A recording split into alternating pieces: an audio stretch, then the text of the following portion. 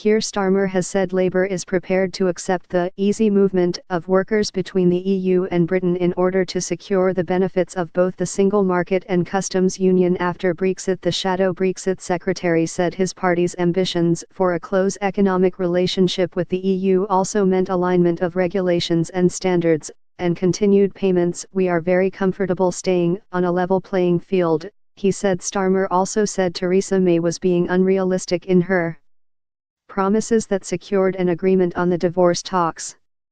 "You can't sweep customs union and single market off the table on the one hand and also say you don't want a hard border in Northern Ireland," he told the BBC's Andrew Marsh. "If the UK has a change of heart, it could sign up to all the EU's rules and regulations, staying in the EU single market and customs union. Freedom of movement would continue and the UK would keep paying into the Brussels pot. We would continue to have unfettered access to EU trade, but the pledge to take back control of laws, borders and money would not have been fulfilled. This is an unlikely outcome and one that may be possible only by reversing the Brexit decision, after a second referendum or election. Britain could follow Norway, which is in the single market, is subject to freedom of movement rules and pays a fee to Brussels but is outside the customs union.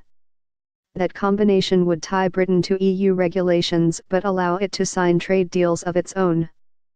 A Norway- deal is more likely. That would see the UK leave the single market and customs union and end free movement of people.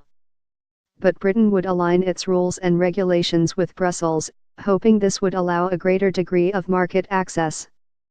The UK would still be subject to EU rules. A comprehensive trade deal like the one handed to Canada would help British traders, as it would lower or eliminate tariffs. But there would be little on offer for the UK services industry. It is a bad outcome for financial services. Such a deal would leave Britain free to diverge from EU rules and regulations, but that in turn would lead to border checks and the rise of other non-tariff barriers to trade. It would leave Britain free to forge new trade deals with other nations. Many in Brussels see this as a likely outcome, based on Theresa May's direction so far. Britain leaves with no trade deal, meaning that all trade is governed by World Trade Organization rules. Tariffs would be high, queues at the border long and the Irish border issue severe. In the short term, British aircraft might be unable to fly to some European destinations. The UK would quickly need to establish bilateral agreements to deal with the consequences, but the country would be free to take whatever future direction it wishes.